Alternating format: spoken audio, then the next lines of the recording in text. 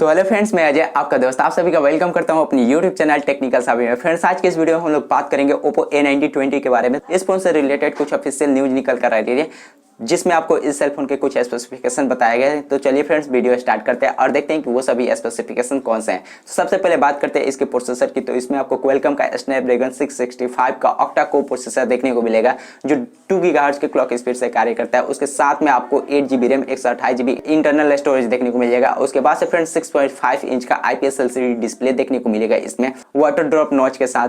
और फ्रेंड्स उसके बाद से बात करते हैं इसकी कैमरा की। तो इसकी कैमरा काफी दमदार होने वाली है क्योंकि इसमें आपको क्वाड कोर कैमरा देखने को मिल जाएगा।